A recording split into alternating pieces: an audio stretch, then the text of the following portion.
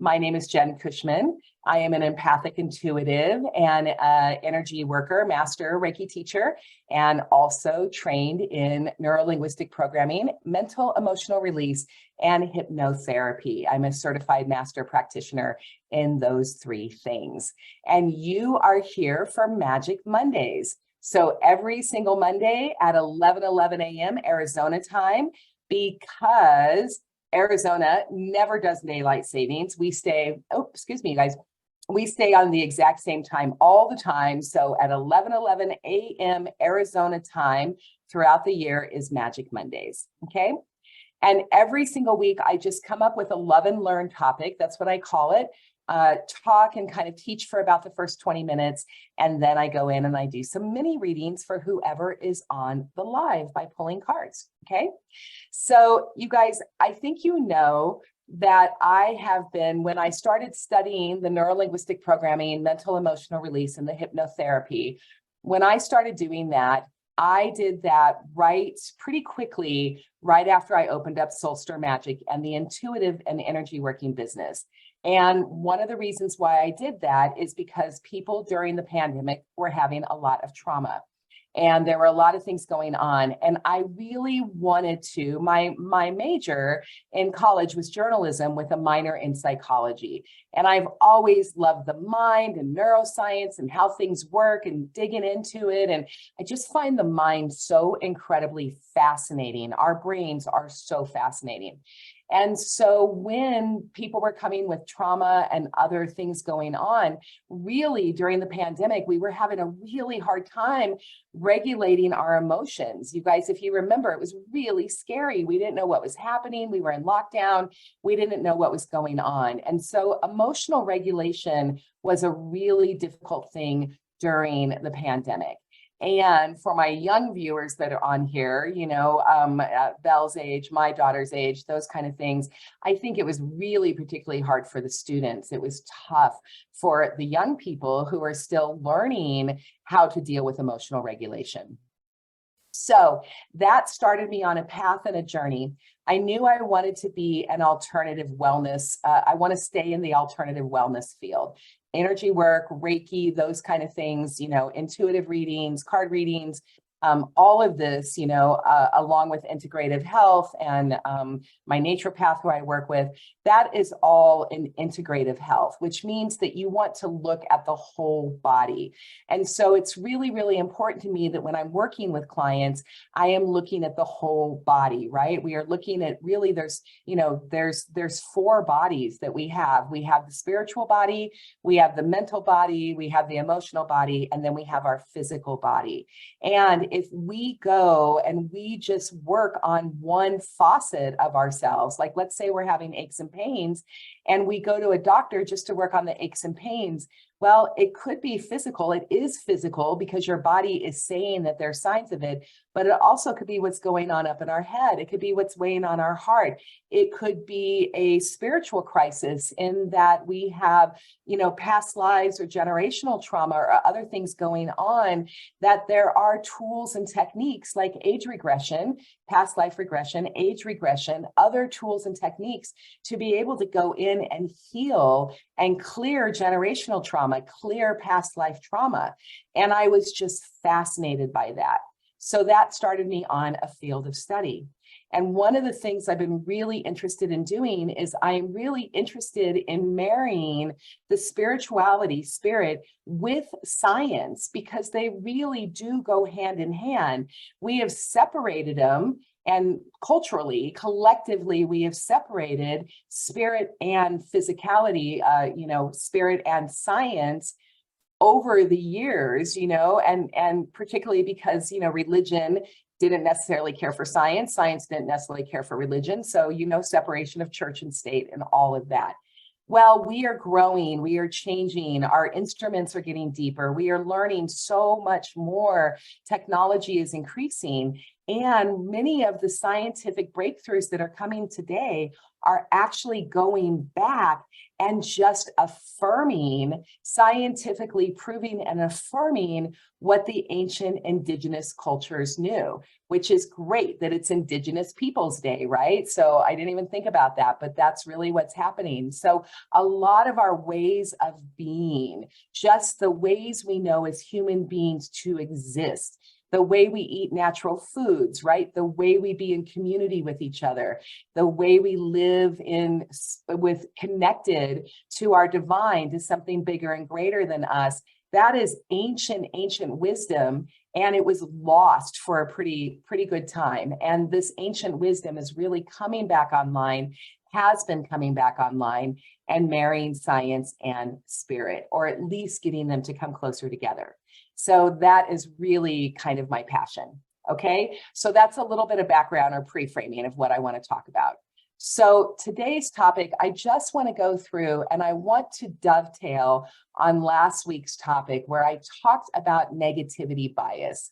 And negativity bias is a sociological, psychological phenomenon, right? A thing, right? It's a real thing that happens to us. And basically what it says, negativity bias, what it basically says is that we are hardwired in our brains, human beings are hardwired in our brains to look and see the negative before we see the positive. And it goes back evolutionary. It really does. It goes back to the saber-toothed tiger, being in our cave, coming up, and something could eat us at any moment. And our life expectancies were not very high. So our nervous systems were trained to be on the lookout for something wrong. And it was a survival mechanism. Well, over the years, we still have this innate protection in there, this negativity bias. And so my last week's talk, the takeaway of last week's talk was really that if we have been conditioned to have negativity bias, we have the power, we are empowered to be able to condition ourselves towards more positive thinking, okay? So if you guys didn't see last week's Magic Mondays, please go either back in the Facebook and watch the replay if this interests you. It fascinates me. If it interests you, go back on the Facebook page and rewatch it, or go back to my Soulstar Magic YouTube channel and just watch the Love and Learn portion of it, okay? So that's what that is. So the follow-up today is I really want to talk about something that I am seeing a lot of. It's coming in with my clients right now. And this is a challenge that I used to have and something that I have really overcome in my life. And I've had to work really hard to learn the information in order to be able to get strategies to be able to overcome this. And so I want to share it with you because I see this cropping up again a lot, okay? So I want to take just a second before I go on. I want to say hi to Beth. And Adrienne, I want to say hi to you. Hi, Adrienne. I know you can't stay, but thank you for checking in. Adrienne, you know all this stuff today. So you know what? Go ahead and check out. And, you guys, Adrienne's my friend who has a PhD in, Jungian psychology. So this is so basic for her. So anyway, hi, my friend. Love you dearly. Okay. Thank you for checking in. Okay. Adrienne, please do really quick, you guys. I know you can't stay. At the end of this talk, you guys, I'm going to announce the pre-sale of my Oracle card deck. Okay, so I got an announcement for it. So Adrienne, if you take off, I know you wanted to get one of my card decks. And so I want to make sure that you watch the replay at the end and get some information on that. Okay. Okay. Back to the topic at hand. Squirrel, that happens, right? So what I want to do today is I want to dovetail on the negativity bias. And what I really want to talk about today is I want to talk about cognitive dissonance, okay? It's in psychology, it's cognitive dissonance. And it is really when we have a contradictory negative thought patterns, okay? It's also known as cognitive distortion. And the very best example of this is guys, I drank a smoothie and I had chia seeds. So give me just a second. Hang on. Okay. So this Cognitive dissonance, cognitive distortion is also best known as all or nothing thinking. Okay, so all or nothing thinking. Now, you guys, I was trained in all or nothing thinking. When I go back and I look at my mother and I look at the way I raised and, you know, my mother, the way she was raised, this was a generational personality trait that came down. And it was really modeled to me really hard as a kid. And what this all or nothing thinking is it is this underlying belief. It's a limiting belief. And I didn't know it's a limiting belief because I didn't know limiting beliefs as well for a long time. It is an underlying limiting belief that in any situation there is, must result in either complete success or complete failure. There's no gray, right? There's no gray zone. There's no in between. It is also known as black and white thinking. Excuse me. And my friends, this thinking is actually a very unhealthy thought pattern. Okay, so it is one of those things that if you are prone, if you have a tendency as a personality trait, if you were modeled this as a child and it just got implanted in your unconscious mind and got set as limiting beliefs or limiting decisions that came out, this is something that could just be running through you and being part of your life and can cause some shadow for you, you know, some definite shadow, because there's a lot to this ball of wax in here of this dissident thinking, this black and white thinking, all or nothing. Okay. So what is, you know, what we know what black and white thinking is, right? We know that it is, you know, it is like, let's go back to my own example, right? I would go on a diet and I started craving salty chips. So I would eat 3 salty chips and I would say to myself, okay, well, totally screwed the pooch on that today, messed that one up.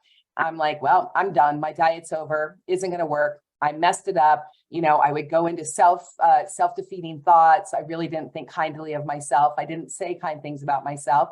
And I'd end up eating the entire bag of chips because really, who cares, right? I ate 3 chips. That means I blew my diet, means I might as well just enjoy eating the whole entire bag of chips. Okay. So that is an unhealthy strategy. It's an unhealthy pattern.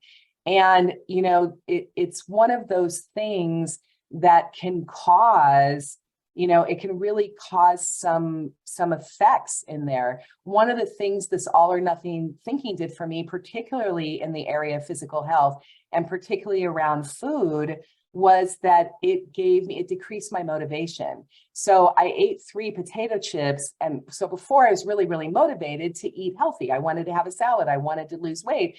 I wanted to do all the things. But what happened is I ate my 3 potato chips. And so that sent me on a spiral. And so it decreased my motivation. It was a way of self-sabotaging myself.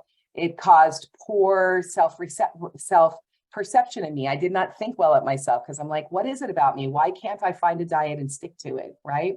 And it sometimes, you know, it can cause hopelessness in you. It can have increased risk of anxiety or depression. So, you know, so that's why I really wanted to talk about this. And one of the things that I think is really great, and to really kind of explain this, is that we can recognize all or nothing thinking in language patterns. And you can see it in yourself, right? We can see it in ourselves. So we can do the shadow work and we can see it in ourselves and we can start making better choices and better strategies. Or what's easier when you first start is looking for it and seeing it in others. And so it's an easy way, if you can see it in others, remember, we're always a mirror for each other. So if you can see it in others, it means that there is a lesson or a mirror for us as well. So, you know, so if you can be around people and you can see this cognitive dissonance, this black and white thinking in others, you know, you got it in there somewhere, honey. It's part of you somewhere. So one of the ways of really understanding when people have this all or nothing thinking is to look for the absolutes, right? So the words, So if you can be talking to a friend of yours and they start using the words always, if they use the words never, let's see, what were some of the other words? I wrote them down. They are, hang on a second. They are, where are they? Are they?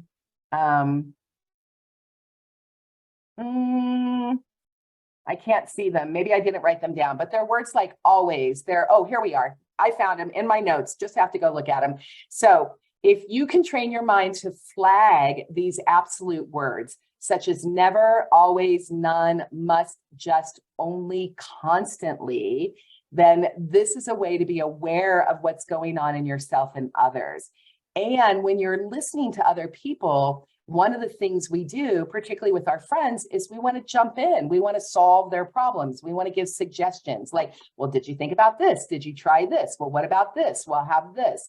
And, when a person is going through their stuff and they're doing their own shadow work, sometimes what could be more helpful for them and for you as a friend is to listen and then to get really, really curious about these absolutes. So, so one of the ways of being able to do this is, let's say a friend of yours, complains about her husband and she complains about him all the time, right? And I'm saying all the time, there's an absolute, right? So there you go, look for an absolute. So they're complaining about their husband all the time and you're just hanging out and you're having a cup of coffee and she starts talking and she's like, you know what? He's driving me crazy. He always leaves his wet towels on the bathroom floor.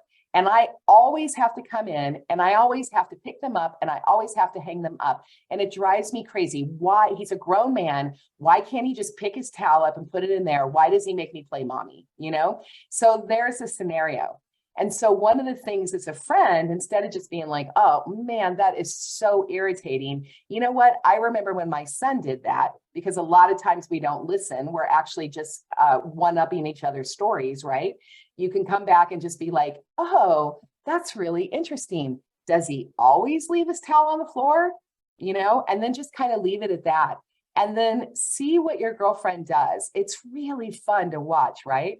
See what she does and be like, yes, he always leaves his towel on the floor. And you can be like, really? Was there ever a time he didn't leave the towel on the floor?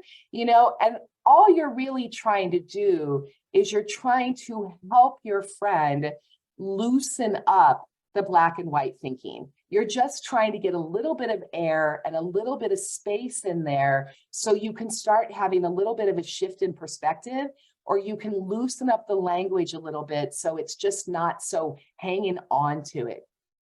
A lot of times with our unconscious stuff, we have our stories, we have our things that we are modeled. We have our limiting beliefs and our limiting decisions, and we aren't even aware of them.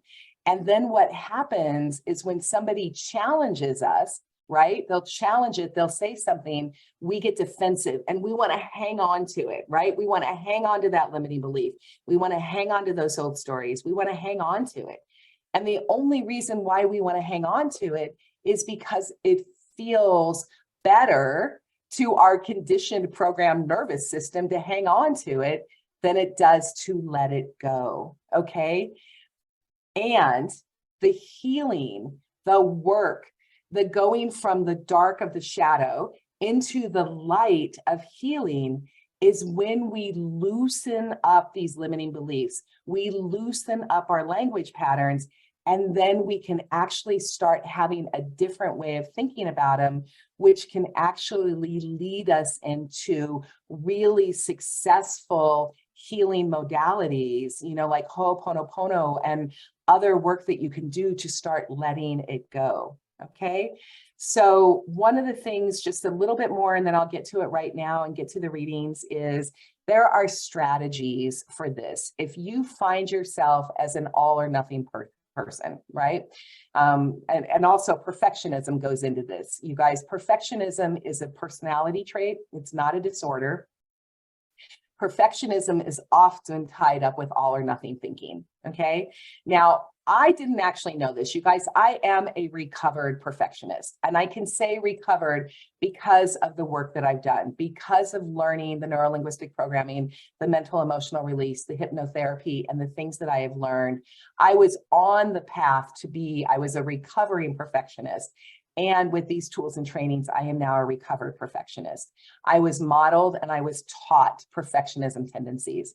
Now, what I didn't know is I thought I was under the assumption that all of perfectionism was negative, right? I was like, okay, if you're a perfectionist, that's negative. There's actually two kinds of perfectionism. There's actually the adaptive perfectionism, which is healthy. That's actually motivating. When you can have adaptive perfectionism, it means that you can be in a growth mindset and you can be moving towards improvement and self-improvement and be working towards doing those things in a healthy way. Okay, so there is adaptive perfectionism. I'm not quite there yet. I'm still working on that one. Okay, adaptive perfectionism. And then there's the maladaptive perfectionism, which we know more often.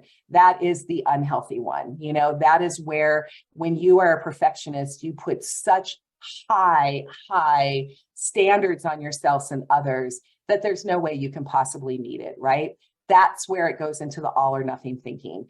The standards for yourself or others are so incredibly high that the second something goes wrong, and it will go wrong because it's always going to go wrong because there literally is no such thing as perfect. It just doesn't exist, right? You know, perfectionism. Well, okay, wait, I'm going to go back. They just told me, my guides just told me, you know, source is perfect. Okay. Source and spirit is perfect. Higher self is perfect. Divine flow and divine information is perfect. And that is on another realm that we human beings can access and we can tap into and we can know about. And yet we really, in our human selves, really can't live perfection. Okay. It's not part of the human experience. Okay. So perfectionism is in your higher self, not perfection. Perfect. Perfect is in your higher self. Perfect is in source. Perfect is in spirit. Okay. Perfect is in your guides and angels. Okay. It is not necessarily in the human condition. Okay. I just want to go back and tell you, so the perfectionism and goes hand in hand with black and white thinking. And there are some strategies. Here's what I want you to know. One of the best strategies for black and white thinking and cognitive dissonance or negativity bias or anything else is really to look at your self-defeating thoughts. Okay. They all go hand in hand. And if you are having self-defeating thoughts, again, dieting for a perfect example, oh, I blew it, I'm worthless, why can't I do this? Why can't I stick to a healthy eating plan? It's a negative spiral and I went down. And I really needed to look at my negative thoughts, change my negative thoughts, and really learn to just infuse a lot of self-compassion and a lot of self-love to get to the point to where I am now, which is I love myself. I have a lot of self-compassion and a lot of self-love. And it's because when those self-defeating negative thought patterns come, I change them. I look at them. I do the shadow work as it comes up. And I ask myself, when it's coming up and these thoughts are coming up and they're spiraling, I ask myself, is this true? Is this true? You know, is there another possibility? Is there another example? Am I really a bad person, or is there a possibility of another thing? Did my friend just not call me back because she's busy, right? So, you know, there's other ways of looking at it. And then the other best one that I really love is called cognitive reframing, okay? And I have become the reframe queen. I have to tell you, I can reframe just about anything these days. And reframing is really just changing, you know, when you think about the situation, change your perspective on it. Is there another way to look at it? Could this thing, these challenges that's happening to be right now, could the challenge actually be a lesson? Is there a lesson in the challenge instead of always thinking about what is it? Oh my God, this is happening to me again. This always happens to me, right? That's a negation, right? That is an absolute. So be like, wow, this is a pattern. This happens again and again and again. There must be something I need to learn because I'm not learning the lesson. So rather than focusing on the challenge, let's focus on the pattern, and let's focus on what I might need to learn from this pattern, so I can break the pattern, or at least interrupt the pattern, and come up with a new, healthier way of being and thinking. Okay. The other thing I just want you to do, if you find yourself in this at all, is you guys get social support. Girlfriends rock, right? And I'm sure if you're a guy friends rock, although in my experience of a lot of male interaction, they don't seriously go into your stuff as much. The men don't tend to go into it. I'm not saying that it doesn't happen. I'm sure there's some very supportive men's group out there, and loving kindness and very evolved men. And I'm going to speak for the female perspective, which is the female perspective is girlfriends rock. And find your girlfriends, you know. And as a girlfriend, I just want to give you this piece of advice that rather than jumping in and solving your girlfriend's problem, think about taking a little bit of a step back. Think about possibly holding space and asking these deeper questions and allowing your girlfriends to have the aha moments and find the resources within.